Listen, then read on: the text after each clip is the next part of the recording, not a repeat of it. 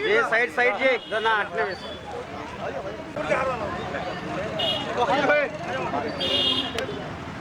भाई इधर देखो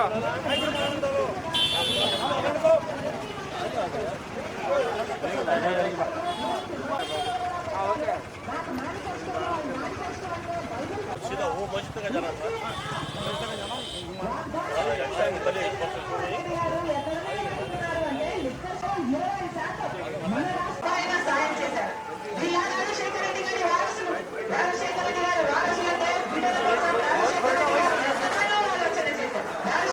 सुबह पकड़ना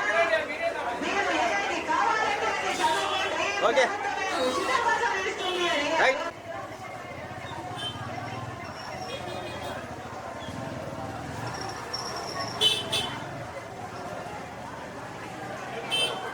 అన్న అందరూ ఒకటేసారి కలిసి రండి రాయా ముందుకు వెనక్కి రాయా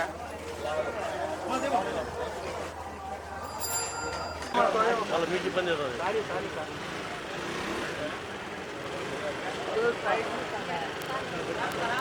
మీరు సెట్ చేస్తున్నారు ఇక్కడ ఉన్నాను మరి మమ్మల్ని సెట్ చేశారు ఉన్నామని मैं एमएलए की नमाज पढ़ रहा हूँ कांग्रेस पार्टी से पहले जगन की पार्टी थी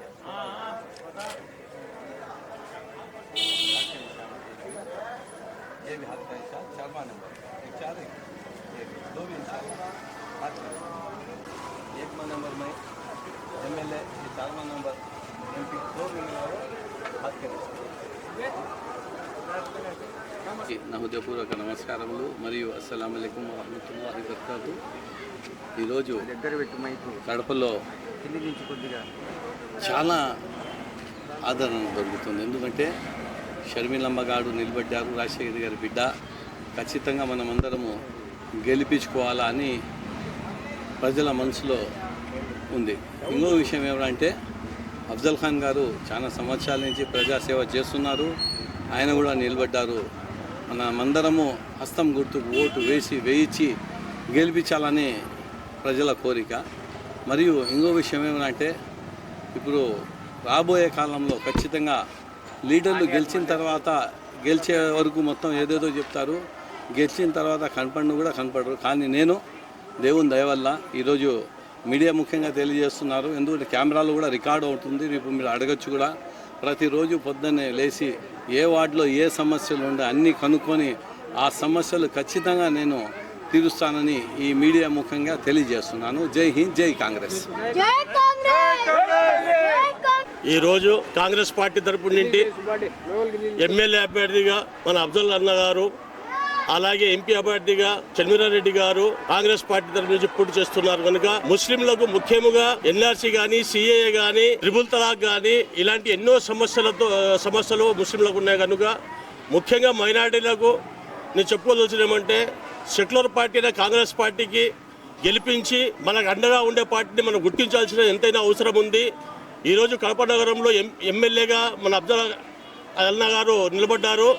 ఆయనకు ఓట్లేసి గెలిపించడము చాలా అవసరము. ఎందుకంటే ప్రజల సమస్యలు తెలుసుకొని ప్రజా సమస్యలు తీర్చే ఒక నాయకుడు ఆయన. అలాగే షర్మిలమ్మ గారు ఉంటే సెంటర్లో వచ్చేది కూడా కాంగ్రెస్ పార్టీనే. ఆమె ఎంపీగా ఉండి మన ఊరి సమస్యలు, మన ఊరిలో పెండింగ్ పనులు అన్నీ ఆమె తేవగలదని ఒక ధైర్యం ఉన్నది. ఆమె నిలబడి కూడా తేవగలుగుతుంది. అందుకోసమే కాంగ్రెస్ పార్టీకి ఓటేసి ఎమ్మెల్యేకు ఎంపీగా గెలిపించాలని చెప్పేసి కడప ప్రజానికానికి నేను మర్చిపోతూ కోరుకుంటూ వాళ్ళకు మరొకసారి కాంగ్రెస్ పార్టీని గెలిపించాలని చెప్పి విన్నవించుకుంటున్నాను. మా మేడం షర్మిలమ్మ గారికి ఎంపీ ఓటు 4వ నెంబరు మరియు నేను ఎమ్మెల్యే అభ్యర్థి 1వ నెంబరుకు హస్తం గుర్తుకు 2 ఓట్లు వేయించి మన బంధువులకు, మిత్రులకు అందరికీ చెప్పి మమ్మల్ని గెలిపించాలని కోరుకుంటున్నాను. దేవుని దయ వల్ల మీరు గెలిపిస్తే ఖచ్చితంగా మేమందరము ప్రజాసేవలో ఉంటాం. ఎందుకంటే ముఖ్యమైన విషయం ఏమంటే ఖచ్చితంగా సెంటర్లో కాంగ్రెస్ పార్టీ వస్తుంది.